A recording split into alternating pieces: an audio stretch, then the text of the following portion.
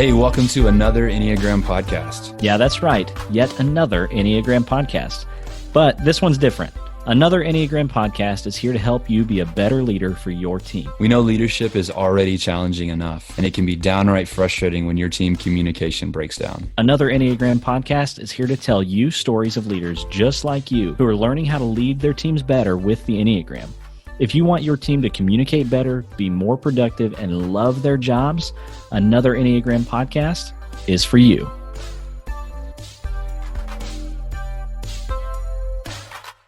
Hey, welcome back to another Enneagram podcast. You got your hosts Ryan and Cody here, and today on the podcast we have an interview with a really good mutual friend of both of ours, Mr. Matthew Hepp. Matthew Hepp. Matthew Hepp. I love that. Yeah, I've never called him Matthew before. Me either. I just thought that it would be funny for this to call him Matthew. It sounds pretty like dignified and regal. It does. It Right. just kind of like rolls off the tongue either. Yeah, if you had to rate Matthew on a scale of 1 to 10, though, as far as dignified and regal goes. Probably not two words that I would use. Maybe in the right setting, he could be those things. But no, I'm just kidding. We love Matthew. We do. Matt is an Enneagram 3, and we've both done a lot of different things with him. You've done a podcast previously with him. He was a groomsman in my wedding. Oh, yeah. And so we both have quite a few ties to old Matthew Hepp. And, dude, what did you think of his interview? I thought that stepping into an Enneagram conversation with a 3, I've actually heard other podcasts where they do this. They brought a 3 on, the 3 starts talking about all the things that they've done, and then halfway through it turns into like a counseling session. It was so cool to see a 3 who's done a lot of work. Dude. Like Matt has done a lot of work, and to step into honestly just a real free-flowing conversation, and just to get to hear the heart behind the story of a 3 who's gone through everything from brokenness to some success and is now kind of really finding his lane in life. And so in knowing Matt a long time, I just thought it was a really cool episode to get to hear a different side to his story.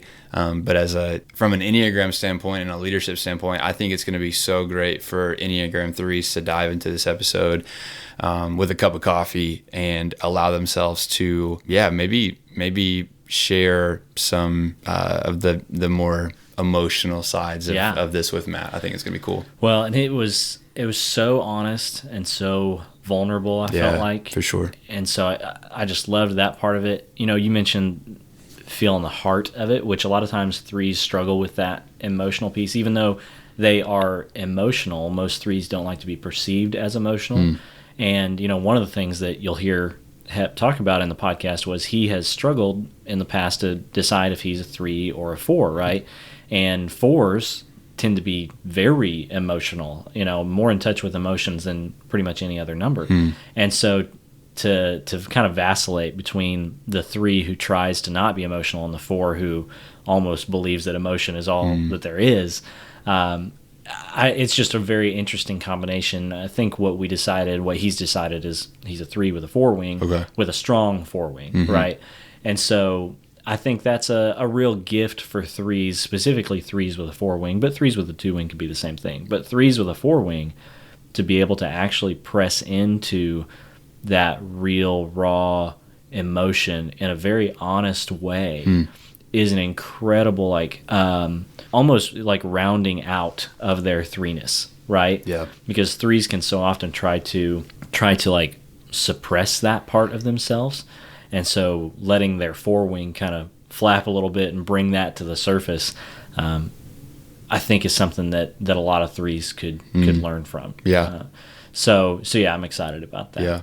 And he said something that I'm not a 3, and I think that there's going to be a lot of people listening to this who are also not 3s. Yeah.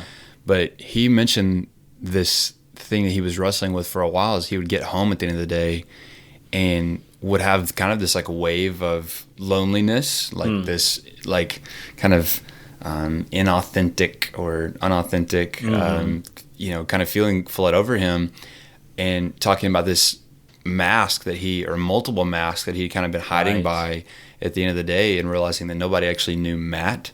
And he's going to explain that way better than I am. But as a 7, over the last 2 weeks, that has been just on the front of my mind. Like when I step into a situation, it's like, man, am I hiding behind the mask of this coping mechanism? Right. Or am I hiding behind the mask of adventure or the funny guy or something silly like that? Right. Versus just getting to be me. And so I think that's a lesson for any type who's diving into this episode. Absolutely. Well, excited to share this. And last thing before we get into it is I want to make sure and push his podcast that he's doing right now called Helmet Theory. It is, I have really, really enjoyed it. I don't know if you've gotten to listen to many of the episodes yet, but I've been tracking with it since they started it, and it's just been so good. It's a little controversial, right? Especially if you're in Bible Belt America. They talk about some things that are pretty controversial in this part of the country, and take those things on, head on, which is, why it's called Helmet Theory. And so I have really enjoyed it. So if that sounds interesting to you, go and give that a chance. Listen to an episode or two, subscribe, give them some love over there. Helmet Theory podcast with Matt Hepp and our other friend Matt Nichols. They're doing good stuff over there. So I think that's it. We'll get into the interview with Matthew Hepp. All right, Matt Hepp, welcome to another Enneagram podcast. How you doing? What's up, guys? I'm doing well. We are glad to have you here. It's a reunion of sorts. The three of us have spent some time together and have been on various iterations of podcasts together. Yeah, I was gonna say we've podcasted. Ryan, we had you on a month ago on ours, and then my roots of podcasting are with Cody. Man, that's where it all started. Yeah, officially unofficial. I had somebody the other day ask me about that. I said something about my podcast. They're like, "Oh yeah, are you still doing that officially unofficial?" And I was like, "Oh, you've been off Facebook for a long time." Yeah, I think it's still up. So 5 gold episodes ready for the taking. Yeah, I don't know. Let's leave those where they're at. I don't know what I did. I enjoyed that. And, so whenever I decided I'm going to start a podcast, I was like, well, I want one of these two to be my co-host. You chose the less controversial one, I see. No, you are already taken. You had your own podcast already going. That's true. I was You're in the big leagues, bro. Yeah, exactly. So for those that are listening into our conversation here, which, hopefully is a whole bunch of people at this point. We'll see. I don't know.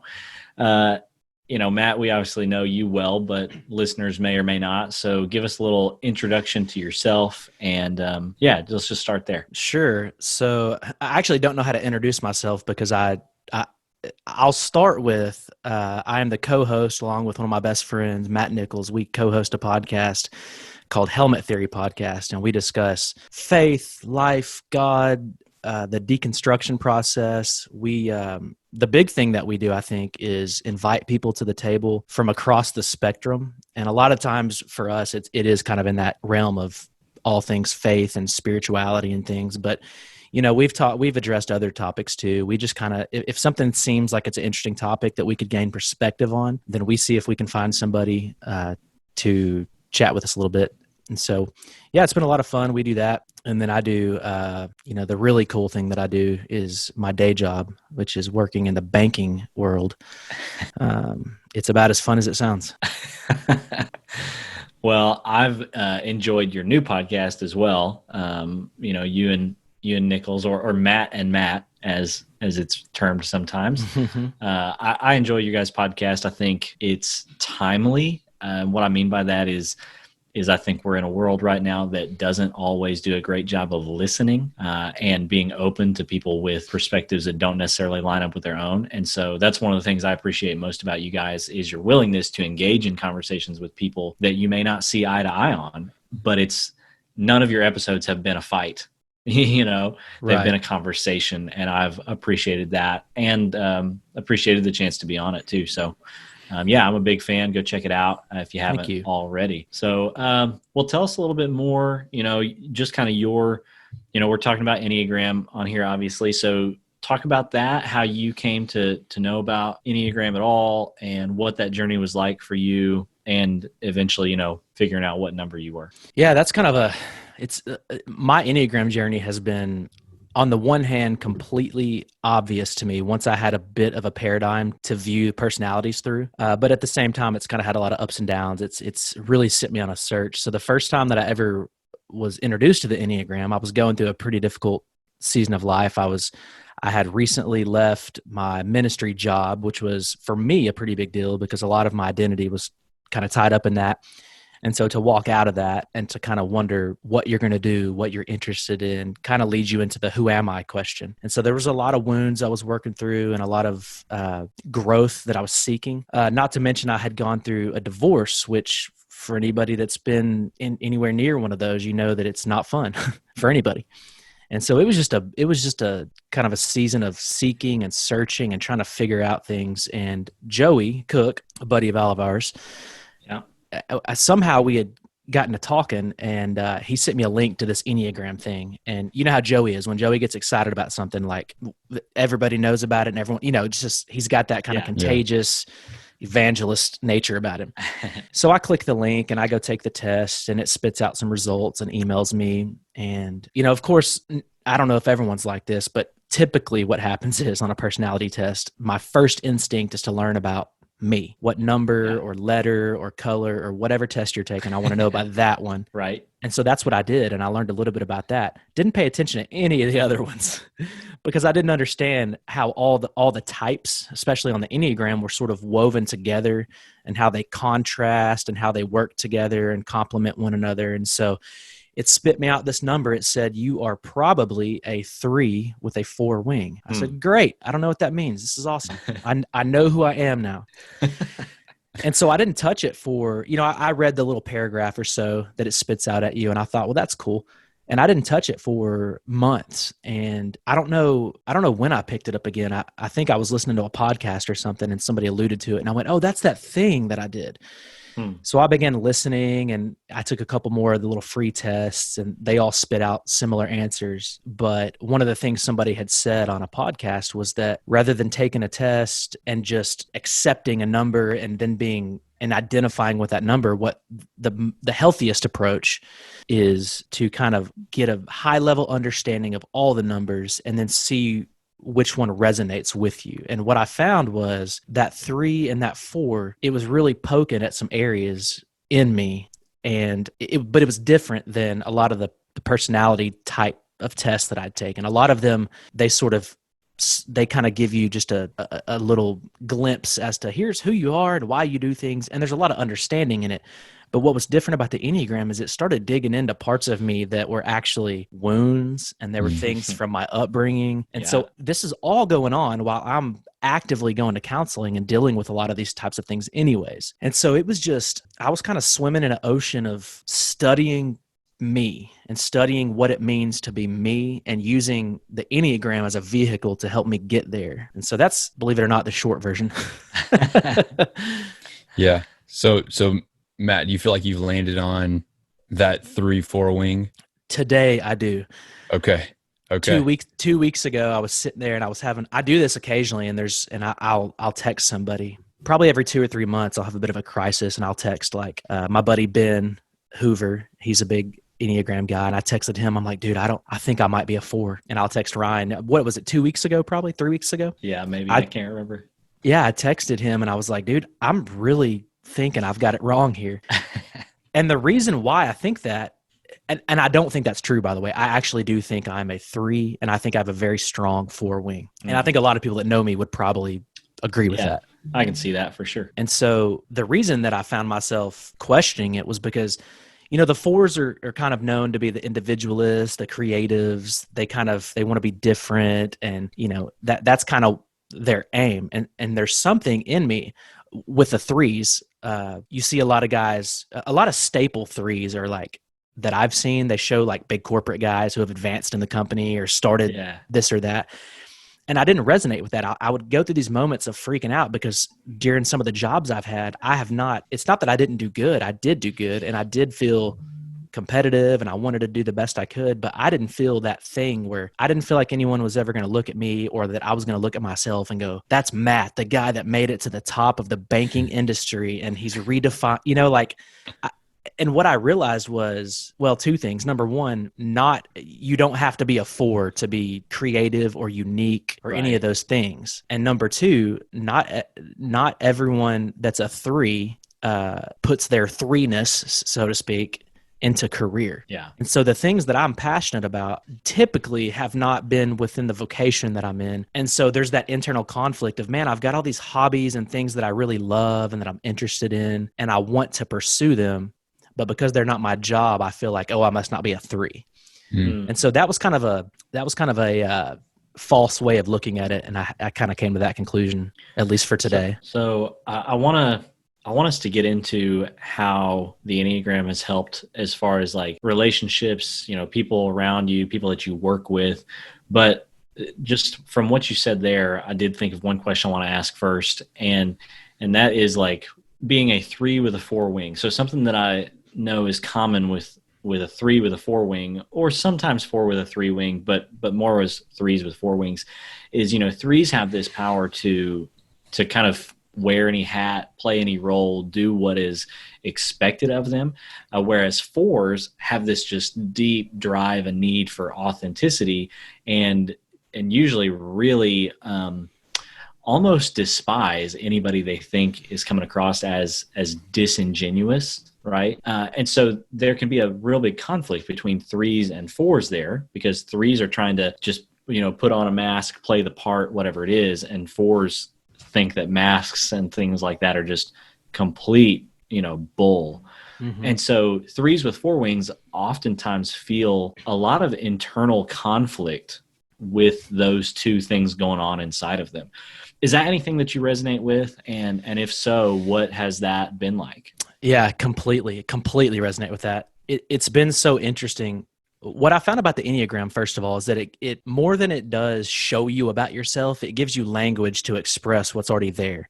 So a lot of times what I found for myself is that I know certain parts of me. I know the way that my brain works or my natural disposition towards certain topics, issues, behaviors, etc. But what the Enneagram did was give me a language to be able to express and articulate that. And so what would happen, I always use this story. I've told it several times, but I remember as a 3, like you said, there's a lot of the mask wearing. And I would say that right there is probably the nail in the coffin for me being a 3. That was the thing that I went, oh yeah, no, that's because I have worn many a masks.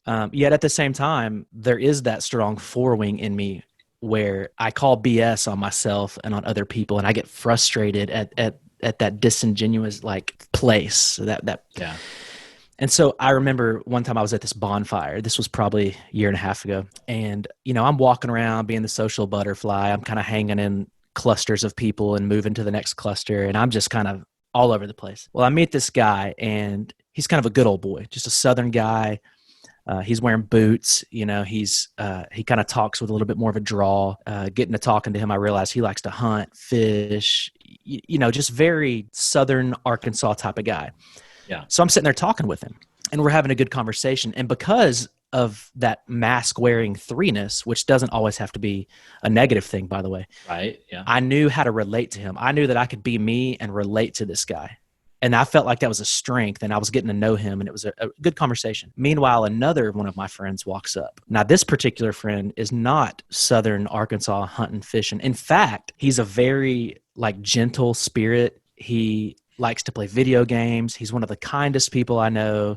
He's compassionate. I mean, this is a guy who does not follow this weird masculine thing that's out there. Right. He's very masculine, but he's not that. And so he walks up. So now I've got country boy redneck guy and counterculture gentle masculine guy over here. Now we're in the same conversation.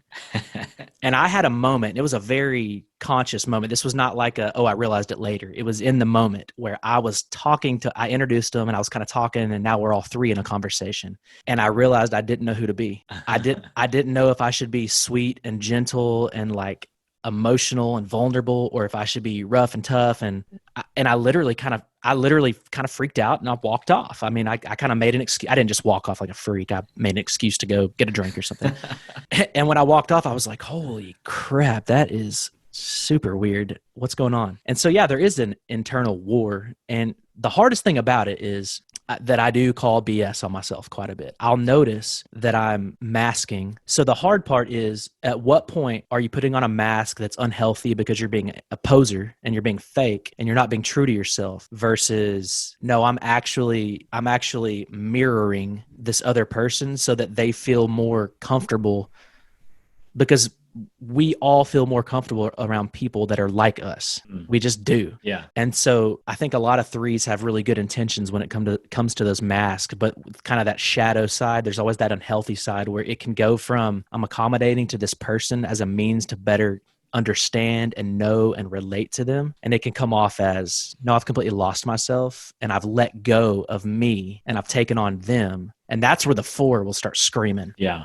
Yeah. So what then does it mean to you if, let's say, we were in a conversation, somewhere not on a podcast, and I felt like you were wearing a mask around me and not really being you, and I said to you, man, take off the mask, just be yourself. Man, what would that make me feel? Is that what the question was? How would I make respond? you feel? What does that mean? Like, would you know what to do with that? I think now I'm probably the healthiest I've been in a long time. So I think now that conversation would be a really helpful conversation. I think if there's somebody that knows me well enough to be able to say that to me, I think I could take that advice and I could ask questions to kind of further dig into, well, what do you mean? Why, when you say I'm wearing a mask, what is it that seems inauthentic or fake? But I do think, not too long ago, it would have struck a nerve. I mean, it really would have caused me to feel very insecure. I don't think I would have called it that at the time, because I who wants to talk about themselves being insecure, but right. But I do think it would have made me feel insecure. It would have probably, if I didn't, depending on the relationship, if it was one of you guys and I know you, I probably wouldn't have gotten uber defensive, but I probably would have stewed on it a little bit. I probably would have wondered what I did. And what it really does, the heart of that, it's not that you called me out, because I don't mind being called out. I don't necessarily like it, but I don't mind it. Right. But what it really does, it gets to that heart of that one question that's plagued me for so long, and that is, who am I? And if Cody or Ryan can say to me, hey man, you're wearing a mask, and it's that obvious, and I've gotten so good at wearing a mask that mask has become normal. It's like method actors. You hear about these guys like Daniel Day-Lewis or right. whoever, and they go into character and they stay in character for days or weeks or months or however long. And that is not from an acting perspective, but from just a human consciousness perspective, when you're trying to just be, that's a very scary place to be, when you go, not only do I not know who I am, but instead of doing the work to figure it out, I'm just pretending to be something or someone else. And that's what gets really scary. Now, I will say, and this may be true of other threes as well, a lot of people, I think, are handed an expectation of who they are. And I think that's good within reason. So when you're a young boy or a girl, your parents have a lot to say in who you are. Maybe not at that very core level, not how you think, but there's certain language that you can and can't use. There may be certain religious practices or values in the home, and those aren't always yours. You've inherited those things. Now, for a guy like me, and I don't even know if this is true of all threes, so I'm kind of getting more personal than I am generalizing. But for a guy like me who grew up in more of a conservative, maybe fundamentalist Christian world, when I turned 17, I decided I was going to be a pastor. That was what I wanted to do. We called it surrendering to the ministry. So I threw my hands up, as Ryan says, and I surrendered. But what happens, though, is in the world that I grew up in, that was next level Christianity. So if you wanted to be a young man and follow God and be serious about your faith, the next thing that you did was you became a pastor. Now, with that, especially in the world of religious dogma and rules and expectation, and I think this is true in a lot of religious systems, but we tend to mute or put boundaries around people because we have to protect the brand. And so this may be true of any team, whether it's a religious team, it could be a marketing company, it could be a team at a bank, it could be anything. There are certain things we do or we don't do, or we allow and we don't allow, because we have to protect the image. I'm going to get in trouble if I go out and do some crazy stuff publicly, the bank's going to say, wait, you work here, and Right. now our brand is tarnished. And so what was happening during a lot of my developmental years was, instead of asking the questions, I was terrified to ask the questions, because I had been given the answer of what next level Christianity looked like, what it means to be a person of faith, what it means to really succeed in this paradigm. And so I couldn't let myself ask those questions. I couldn't entertain the thought. I knew what I needed to be, and so I would be that, even if it wasn't authentic. And a lot of times it wasn't authentic. So, Cody, I want to give you a chance to jump in here. I've been talking a lot, but you have any thoughts around that? Yeah. So, Matt, one of the things that I'm curious about, because you and I used to live life a lot closer proximity and just, hanging out more on the regular.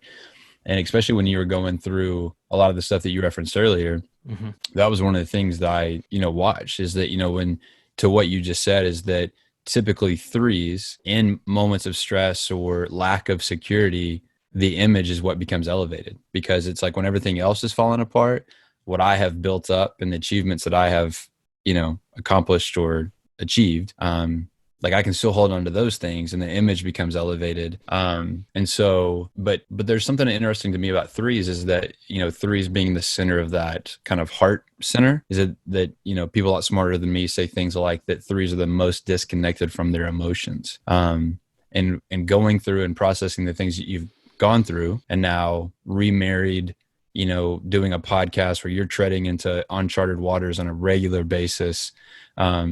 What does that look like for you? What does that look like to like wage war with your emotions? Or do you feel that disconnect? Well, so that's a really interesting question. That is one of the things that had me questioning whether or not I was a three or not, because I've always felt like a deeply emotional person. I feel things very deeply. Both of you have seen me sad, angry, excited, all the emotions. And I guarantee you that if you were to describe me in any of those states, we're at a 7 or an 8 at least. I don't feel things down here at the level 1, 2, or 3. I'm up here. Yeah. I feel them at a maximum capacity. So I think that while I didn't feel disconnected from my emotions, there were a lot of cultural influences that did make me feel like I needed to be disconnected. Now, the one thing about being a very strong 4 wing, and I've really grown to appreciate that, by the way, the 4 wing, I think, has brought so much balance to me, because that part of me that wants to be genuine and authentic, the 4 is going, yes, feed me, I'm ready, be vulnerable, transparent, open, honest. It doesn't matter what anybody says, go for it. And the 3 is like in the corner going, but I don't want to. What will they think? But yeah, the disconnection from emotion, I think, was a lot. Number one, we've got a message in our culture, especially with men, that says be disconnected from your emotions. Don't cry, And so there are messages woven from a very early age into our culture that we grow up with. These messages that may not be spoken with words, but they are spoken with intention and action. And so maybe no one ever said to you, don't be connected to your emotions, but you understand what it means when people act in a way that sends that message. Yeah. Right. Yeah. So kind of back to that question, like that, all that's great. And I would affirm that I've seen you step into all of that, which is really cool. So how has that affected looking at relationships maybe 5 years ago versus relationships right now? Like, how has that changed? How have things shifted with you being more in tune with your emotions and having control over them rather than them having control over you, if that makes sense? Absolutely. Well, let me just say first off that if I've learned anything through this journey, I have not graduated from insecurity. I've not graduated from feeling disconnected from my emotions. These are things that are very real. I was just talking to Matt Nichols, the other co-host, a week or two ago, and I was telling him, man, I'm trying so hard on this podcast to be whatever version of me is present right now, whoever I am right now in this moment. I just want to be that, for better or for worse. But as we record an episode and we talk to a guest, especially guests who might cover topics that are a bit taboo or controversial even, and I see a laptop in front of me and there's a microphone in front of my face and I'm editing, I have to go back and edit and cut and chop and listen. And I go, man, I'm not where I want to be, but I'm further along than I was. And I think how that's played out in relationships. My wife is a really good example. First of all, she's a 2, and everything that I've read, I don't want to sound like I'm an expert here, but 2s and 3s, they play well together. And my wife has been really good for me because she's given me permission, which is funny, right? That we need permission. We don't, but sometimes we do. Sometimes we need someone to tell us that we don't need it.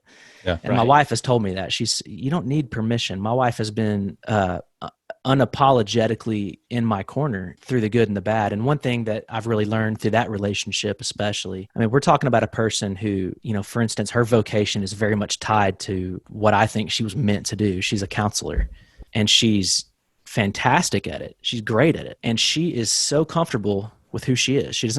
I don't see the things that I see in me. I don't see in her. I don't see her feeling the need to fill empty space. I don't see her needing to be at the center of attention or needing to please people or needing to phrase things a certain way.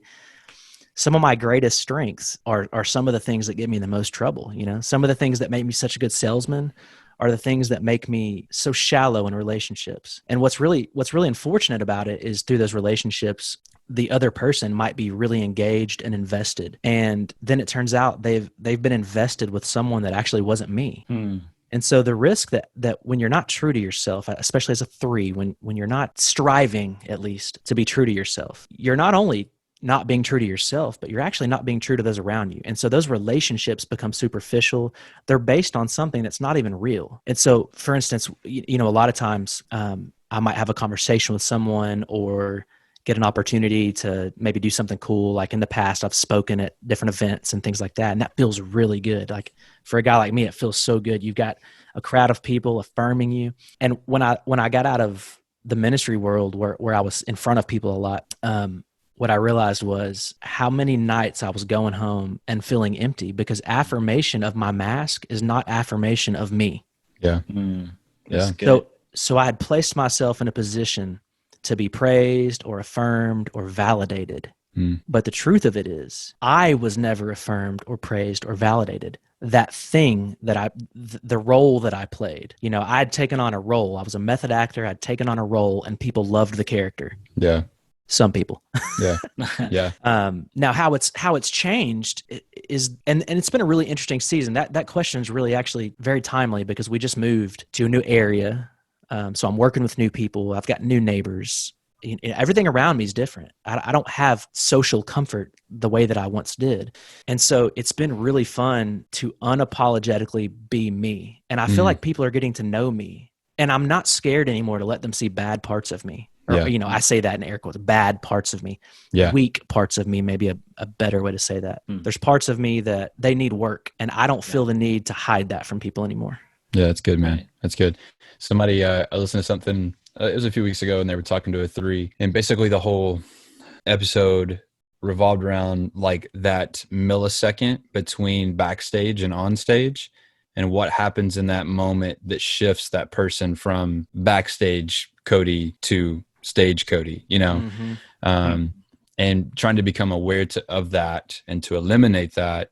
And the guy that was talking, I think was a counselor, and he was talking about like when he meets with, people who are 3s or identify like that as like, hey, meet me backstage. Like that's who I want to meet. That's who I'm trying to come and like, relate with. And so it sounds like you've done that work, man. And like, and are continuing to do that work, but of trying to become more aware of like what happens in that shift and allowing people to see more of backstage Matt, which right is, but man, like what a quote you said earlier, that affirmation of the mask is not really affirmation of me. And man, just the loneliness that would come, from that. And then the motivation to achieve more. It's just like one of those addiction loops, It's like, I don't feel like people know me, so I need to do more so that they'll see me. But even that version of me that's accomplishing a lot isn't really me, potentially. Yeah. Well, and let me tell you what happens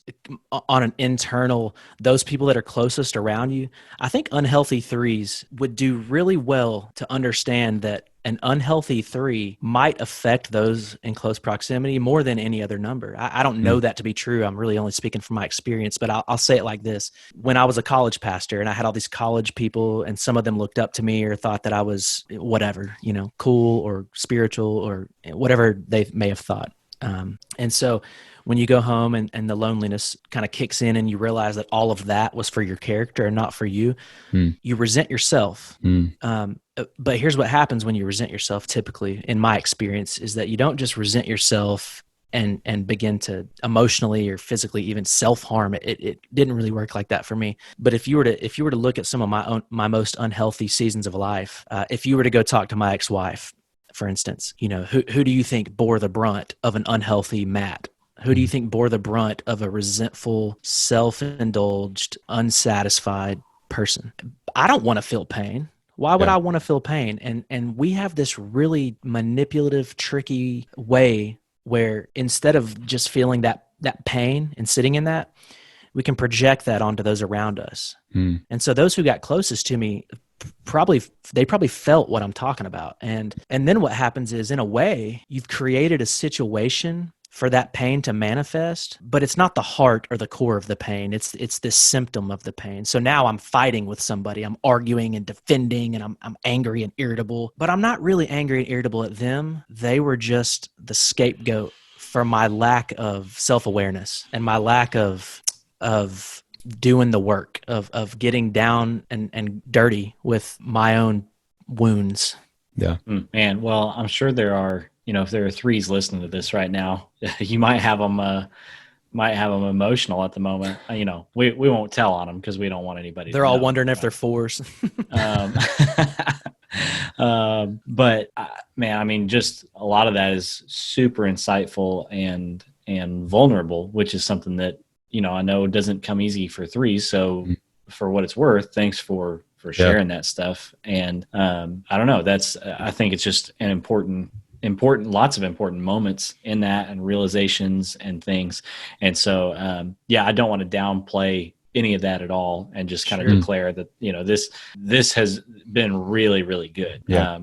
In saying that, I do want to transition us a little bit to talking about taking this insight that you've had and applying it in team settings and leadership capacities and things like that. So all of these just incredible lessons that you've learned around self-awareness and all that. How would you say that has impacted the way that you work, that you interact with teammates, and the way that you lead others? Because you are in a position of leadership, right?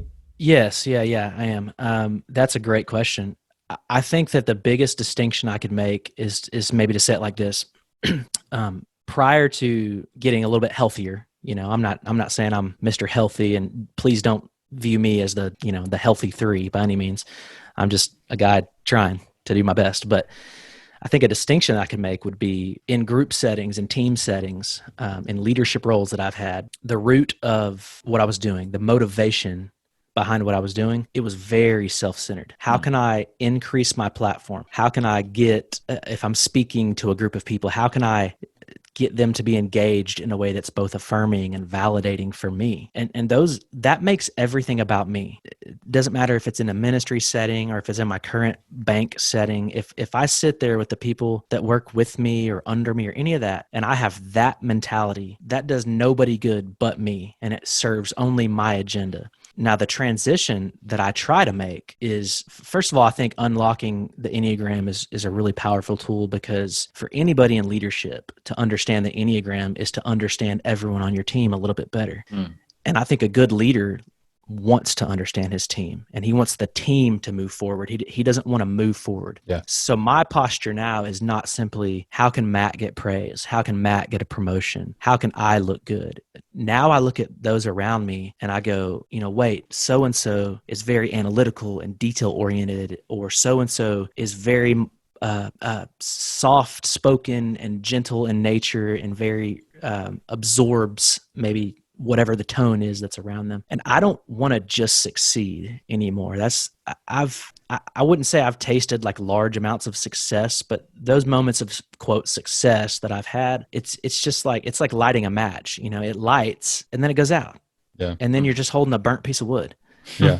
And what I think is not only healthier, but a lot more rewarding is to kind of have a paradigm shift and go, you know what? I'm not going to view leadership or team-centric activities and synergy. I'm not going to view that through how I can look like the good leader and all that kind of stuff. I actually want people to see the team that I'm on and go, man, that team is strong. I want us all to get promotions. I want the guy that's a part-time teller in college and he shows up for 4 hours 3 times a week to run transactions and do tedious teller work. I want him to go to that next level. I want him to go full-time, or I want him to go to lending or whatever it is in the bank world. Right. And so I think what really, I could have said this a lot shorter by saying it like this, the focus shifts from being a me-centric. It really is. A healthy 3 learns how to dissolve the ego a little bit. Yeah. And look at the communal good. For sure. Yeah, I think one of the things that I've seen, and Matt, tell me if I'm on or off with this, but it's like when I've seen a 3 go from, or when I've seen a 3 take their individual drive for success and achievement and invite others into that, or even crazier, join somebody else's kind of journey towards success, and basically contribute their passion and their drive. You go from, like you said, the me success to like when we all succeed, that I'm also succeeding. And I've seen 3s do that really, really well. But it takes work. It takes work. Cause I mean, there's that fear that if I invite others into my own, personal journey of success, and they could screw it up for me, which is a scary place to be, I would imagine. Yeah, absolutely. I think one of the biggest things that a 3 can understand is that to be a healthy 3, you are going to step into an ocean of vulnerability, and it's going to be rewarding, and it's going to be progressive. It's going to help you be forward in your own personal journey, but it is not comfortable at first. Yeah, for sure. But with it comes a lot of humility. Yeah. Yeah. You get served humble pie, as they say. That's good, man. All right. So last kind of question here. We'll wrap it up after this, but what would you say to other 3s that might be listening that are in leadership roles, are working with teams, and are maybe, I don't know, struggling with some of the stuff you were just talking about vulnerability and taking on the risk of others, impacting your own success? What would you say to encourage or challenge or spur on other 3s that are maybe, a few steps behind where you're at? Well, I would say that if you look at some of the most successful people in the world, none of them got there by themselves. Fact, none of them got there by themselves. They all had other people, a team or other partners or whatever it may be. They all had people around them. And I can just tell you, nobody wants to be around an unhealthy 3. We are not fun to be around in unhealth. And so I think if I was talking to a group of 3s, or if you're listening and you are a 3, I would say, number 1, give up the mask.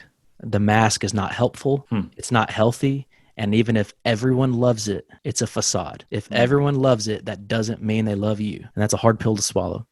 I think the second thing I would say is don't be afraid of weakness. I think a lot of 3s, we have this desire to be the best. We want to be the best, the funniest, at the top, the smartest. We want to be the best at everything. And you might be able to do that. But then what? Like, what if you, Mr. or Mrs. 3, become the best? Then what? Yeah. That doesn't do anything, not in and of itself. So I think that, and, beyond the Enneagram, a big thing that I've been thinking about a lot lately is just the idea of the ego. And it just gets in our way. And I think that a lot of 3s are very in tune with their ego. We'll say it like that. That'll be the diplomatic way to say it. So yeah, I think 3s, myself and all other 3s alike, would do well to be about something bigger than your own promotion or self-image or ego. Yeah, I love that. Cody, any kind of closing thoughts from you? Man, Matt, it was just good to hang out and do a podcast again, bro. It's been a long time. Absolutely, man. This has been a lot of fun. I appreciate you guys having me on. Yeah, for sure. Well, I can tell you already, this is going to be one of my favorite ones that we've done so far. It's just been really good hearing stuff from your perspective and your honesty. I appreciate that. If you are listening to this and haven't checked out Helmet Theory Podcast yet, I would highly recommend that. Absolutely. you can find that pretty much anywhere where you find podcasts, I believe. Matt, any other ways that people could connect with you that you want to throw out there right now? Yeah, you can find me. I mean, if you just want to connect with me personally, I think my Instagram handle is Matt__Hepp, Hepp. So feel free to. You got that double underscore. Was Matt_Hepp already taken? Yeah, it was, and I was pretty upset about it, to be honest with you. But it is what it is. So yeah, you can find me there. You can find me on Facebook. I do not have TikTok yet because I don't understand it. I think I've gotten to that age where technology has surpassed me. So, but yeah, check out the podcast. I mean, we'd love any feedback or any, just we think the conversations are really good, not because we're having them. In fact, a lot of times we just try to get out of the way, but yeah, well, I love what you guys do there. And yeah, sometime soon, we're also going to share the episode that I was able to come and be a guest on your podcast. We're going to share that on our feed as well. But you can go check that out now as well, too. And yeah, give them a subscribe and good ratings, things like that. And yeah, I think that's it. All good here, guys? Yeah. Yeah. Appreciate you guys having me on again. That was really fun. For sure. Absolutely. All right, we will catch you on the next episode of another Enneagram podcast. Hey, thanks for joining us today on another Enneagram podcast. As fellow leaders, we know it can be frustrating when it seems like you always run into the same problems on your team with the same people. But leaders just like you are learning how to lead their teams better using the Enneagram, and you can too. So if you like what you heard today, we would love it if you would share this podcast on social media. And leave a rating or review wherever you listen to podcasts, preferably only good, reviews and ratings. That would be great. If you'd like to connect with us, you can find us on Instagram. We're at Another Enneagram, or head over to our website, anotherenneagram.com. Thanks for listening, and we'll see you on the next episode of Another Enneagram podcast.